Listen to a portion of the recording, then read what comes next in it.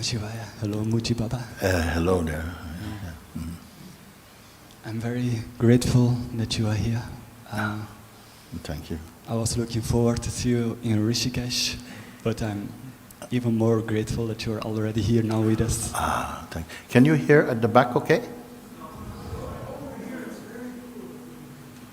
Over there is very weak. So, yeah. So, we have to put a bit more power to... Okay, is this better? I think this will be better now. Yeah. Thank you. Carry on, please. So, 3 years ago, I met you for the first time, and this was a very beautiful, life-changing experience. For the first time, I really felt like, okay, this is what I was always looking for. This spaciousness, this bright, this lightness, and since then, I'm sorry, I'm a little shaky. It's okay.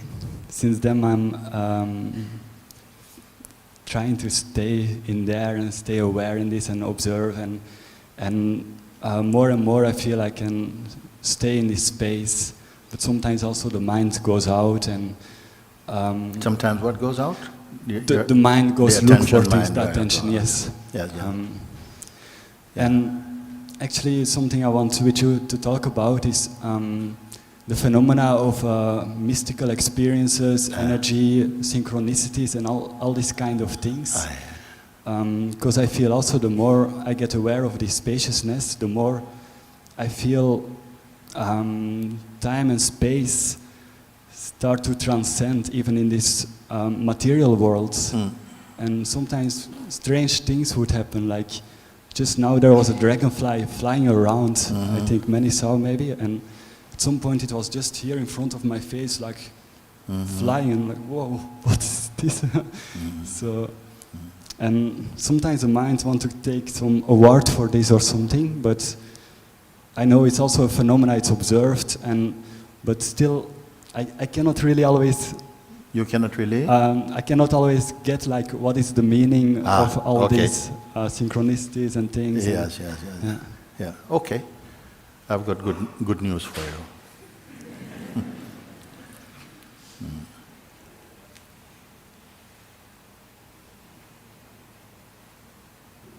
I want to back up a little bit at the place where you began to speak. Can you hear when I speak now?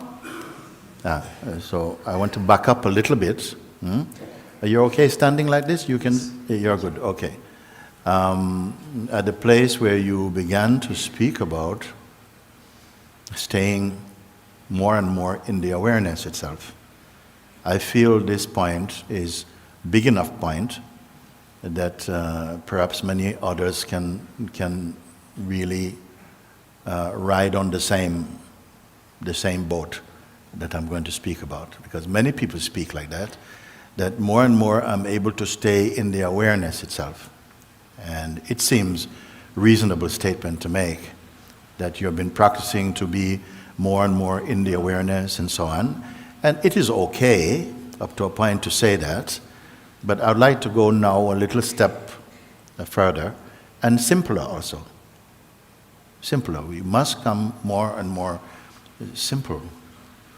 Otherwise, mind will keep on creating more complexities, which will at some point frustrate you, because you feel I'm more and more practice, I'm still not getting any better. All this thing is mind play. So this idea of becoming more and more, staying for longer periods in the awareness itself, is an idea arising in the awareness that you already are. No? I want to speak a little bit more about it, because I'm sure many people have heard this type of thing before. And you know, it's very easy to feel that we have understood this and it is sufficient now. But what needs to be really clear is that you are the awareness itself and not the one trying to become aware. You are the awareness itself. It will take a while to assimilate that to the point where it becomes your natural state and natural experience. Why? Because for so long our personal culture has been to identify with the seeker, the journeyer, which itself is adopted by consciousness, that we play that role for a while until you evolve beyond that state of identity. If I say, keep trying to be the awareness, it might be useful for many people in the beginning, but it is not a final truth. The one who feels that I'm getting closer, I'm able to spend longer periods of time in the awareness itself, it must come to a point where that one itself is recognized as apparent or phenomenal, watched from the place of the awareness itself. Do you follow this or not? Yeah, because the reflex, the conditioning, will feel more on the side of the seeker being a factual position, and the seeker's practice is bringing the seeker more and more closer to awareness. But because awareness is the root of all things, it cannot be a destination separate from the seeker, except through the mind it appears like that. You see, it's important that if we understood this experientially and directly, it's worth 1,000 pints. What I mean by that is that if this is not understood, it will mean that you are going to do much, much more work in the role of the seeker, not understanding, not grasping that the seeker itself is a conceptual construct. Does that make sense? The moment you understood this, it's as though there's some shift in your perspective. Rather than aiming at awareness, you cannot aim from awareness. You are the awareness itself. That leads to final understanding. Final understanding meaning that you are no more so much on a journey of evolving towards a goal, which eventually you will come to see you are the goal itself. Now, we may not be at a place where we can really resonate with what I'm saying now, and that we may feel it doesn't connect with me. The feeling of seeking and of the person or personality being an obstacle is still very virile for me, very strong. Please help me to get these things out the way so I can come more close to. So that is going to continue for many people for a while. It is okay, because we must somehow move in accordance with our present capacity, you may say like that. However, it is still important that it is stressed again and again. You are already what you are searching for. These things, because of their total simplicity, appear to be the most difficult thing to grasp. Maybe because of its simplicity, and if you're using the mind is already prepared for complexity. So it cannot accept the simplicity of this yet. Maturity is to be mature enough to grasp the obvious and the most simple. The great Saint Francis, everybody I'm sure have heard of Saint Francis of Assisi, he said something very much in this way, a very powerful thing. He say, what you are searching for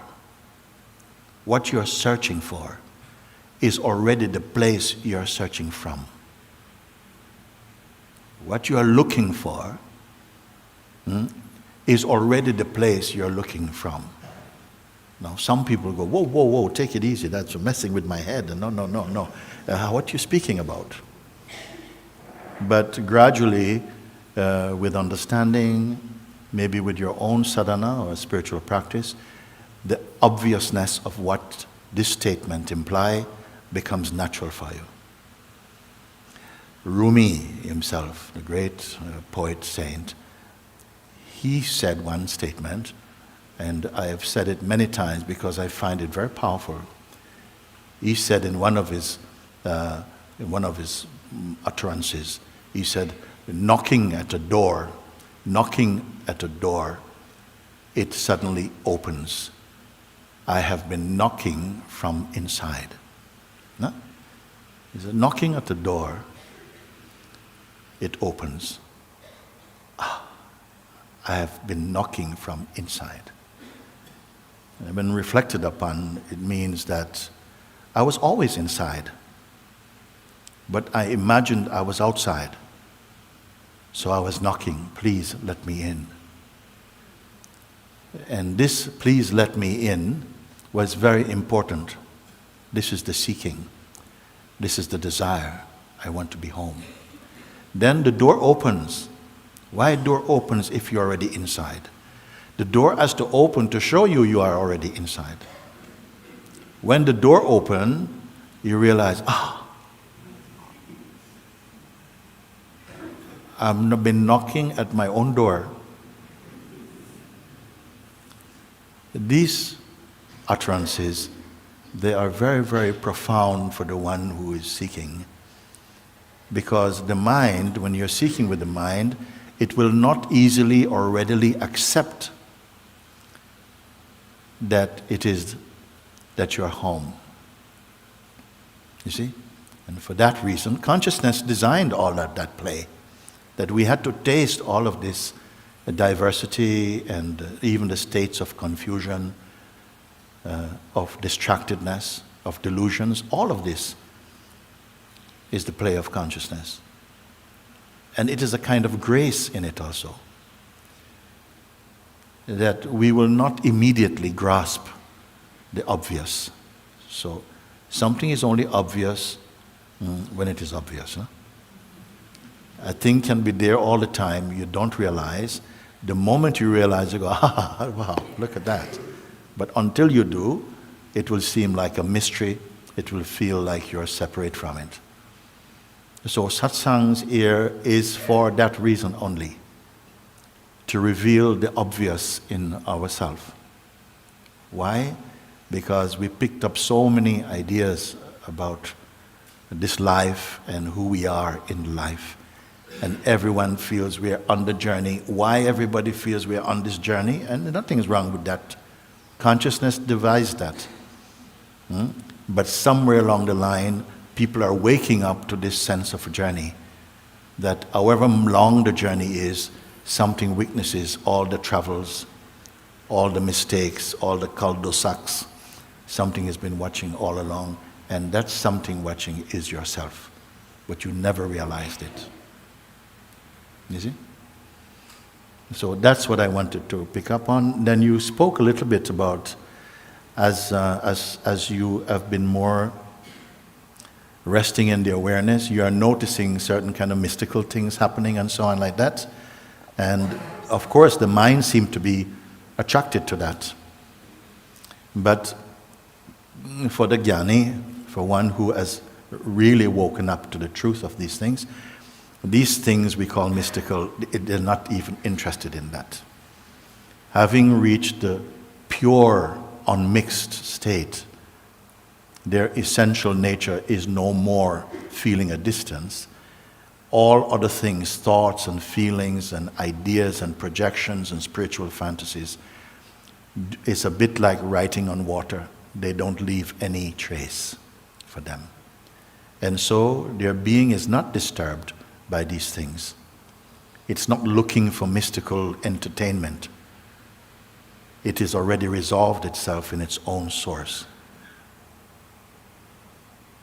Otherwise, these things will catch you, you see. We want to see some Siddhic power and it can happen, it may happen, and it's also, you may say, an expression or gift of consciousness, but don't go looking for it. The minute you start to look for these things, you create divisions within yourself. If they come, let them come. They go, let them go. You have discovered the thing that cannot come and cannot go. That is what the self is. So, any questions around this? Happy to look together with you. Did that? It's fine like this, or you want to say something more? Yes, thank you for this answer. Very beautiful. Also, yesterday I had this experience. When I came home, I cried a lot and I laughed a lot, and like tears coming up, and I was wondering, what is this about? Like, I feel the body is transforming or something into this thing. Or somehow you may find that also, as the consciousness somehow is blossoming inside, your behavior can seem out of character sometimes. No? Laughing, but there's no joke. And crying, immediately also. Sometime like this. Crying, but there's no sadness. And even in the midst of the most vigorous laughter, the most dynamic crying, there's a silence there also. Have you not noticed? There's an emptiness, a neutrality, and it's like, wow. There's no story even. It is like the beingness is just adjusting itself, you know, sort of laughing, crying. And there's a joy in it also. It's good if you have your own room, so that, you know, you don't have to explain when people go, why are you laughing? Or, no, what's wrong? And, you know, many people, they find that they need space for this expression, and it's just coming out. But don't go too far with it. It is good if you regard it or perceive all of this in a kind of neutrality. Don't think anything, because otherwise the mind will itself want to say, this is a sign of your spirituality, you see. Yeah. And, you know, this is your mystical revelation and things like this. Huh? Some people then they start to go in public, and they gather people around. It's nothing at all. Just clouds passing. For you, there is no history, and there is no mystery for you. You cannot place yourself in any shape at all. You are becoming shapeless again. You know? You may watch all these things. You may say, oh, how amazing, you know? Look what the body is doing now. A kind of spontaneity returns to you, and it's beautiful, you see? So the tendency to want to plan your existence, it begins to loosen up and fall away. You're living more in the natural unfolding of consciousness expression. So you're in a harmony field. So, yeah. thank you very much. Thank you. It's so sweet when, perhaps I would say, what can compare with simply resting and your attention in the silence of your being, you see?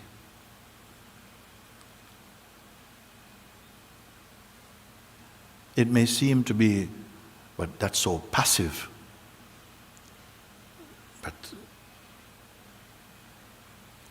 it is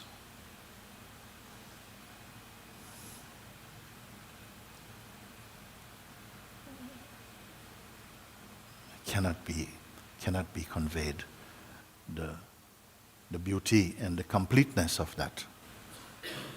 You see, nothing to explain or to talk about so much. You are simply in a unified field. Okay, next one is Papa. You spoke yesterday, no? Acha.